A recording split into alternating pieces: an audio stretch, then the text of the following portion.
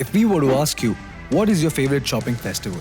Some of you might say Flipkart's Big Billion Day or Amazon's The Great Indian Shopping Festival, while others might even say the purchases one makes with our loved ones during one of India's various favorite festivals. But if you ask a cricket fan, most will say the IPL Mega-Auctions. So, what is a mega-auction? How does it differ from the regular annual auctions? Why does it hold such significance for all the franchisees? And why do cricket fans await this event more than any? How did the IPL Mega-Auctions become the most talked about financial event in Indian sports?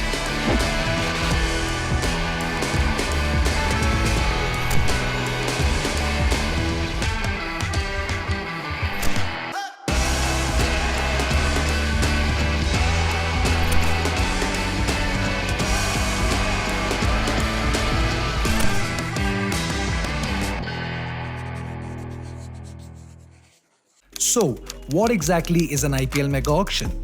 Every year at the annual auctions, team owners and management have an opportunity to bid for newly available players from across the cricket playing nations for their respective franchisees. The IPL has conducted this exercise every year since its inception in 2008, except in 2011, 2014 and 2018. Those years have seen the IPL Mega Auctions. This is when all teams are dismantled, broken up, and all players, barring a few, are thrown into the auction pool to be bid for again. This gives the teams a chance to analyze, strategize, and recalibrate themselves for the next 3 to 4 years until the next mega auctions arrive. Franchisees are allowed to spend an equal purse to bid for players from a pool consisting of international players and uncapped players from India and other countries categorized as batsmen, bowlers, all-rounders, and wicket-keepers. In this video, we shall look at the many nuances of the mega auctions, how teams have evolved their strategies over the years, and how it has impacted their performances in cricket's most lucrative and most followed league. Before every mega auction, franchisees have to release all players, but are also privileged with the option to retain a certain number of players. That limit is set before each mega auction. In 2011, it was 4, in 2014, it was 5, and in 2018, only 3, but was also supported by 2 right-to-match cards available to all teams. A right-to-match card enabled a franchise to pick up their players at the same price at which they were sold at the auction to any other team.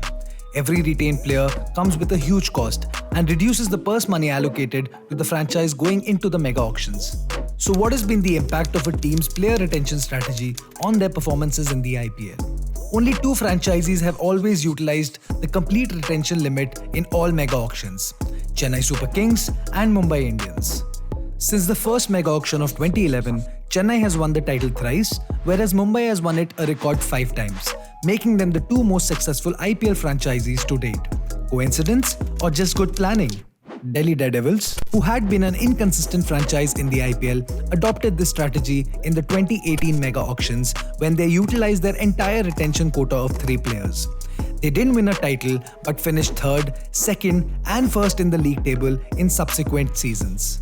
Rajasthan Royals too fulfilled all their retention options in 2014, but couldn't bear the fruits as the franchise got banned from playing in the IPL in 2016 and 17 due to a betting scandal. This data gives us an indication that if a franchise puts faith in a core group of players that stays together in the long run and avoids making a new team every mega auction, it helps them develop a strong bond amongst the group and with the fans, which benefits them in the future. The retention list ahead of the 2022 mega auctions has seen Chennai Super Kings, Mumbai Indians and Delhi Capitals continue with the strategy of maximum retentions. And the Kolkata Knight Riders for the very first time has fulfilled its entire retention quota. A good captain is worth 2 players in a T20 side. In the very first season of the IPL in 2008, when an unfancied Rajasthan Royals team washed away heavyweight favourites to lift the trophy under the brilliant leadership of Shane Warne. T20 cricket is a relatively newer form of the game which came into existence in the mid-2000s. As the game grew in significance and the IPL became the biggest league in the world, thinkers of the game quickly realized its quick-paced nature and how every ball had turned into a contest. A captain needed to be proactive, strategic, and understand this newer form of the game for what it was. Considering this, many IPL teams, barring a few, went into the mega auctions to find a good leader to captain their side, or even a potential leader to be groomed for the job for the foreseeable future. 3 franchises especially have played it very smartly with their leadership choices in the mega auctions.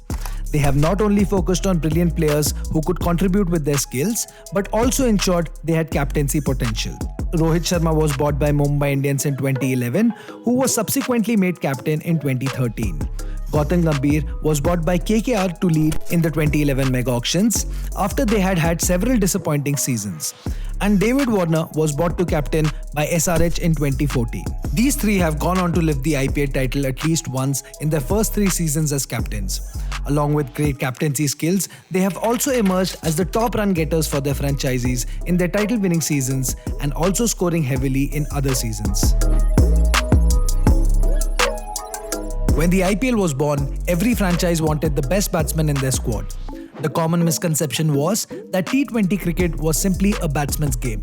But after the first 2 seasons, where the tournament was won by Rajasthan Royals and then Deccan Chargers, teams realized that bowlers and all-rounders were as vital for a team's success as highly paid batsmen.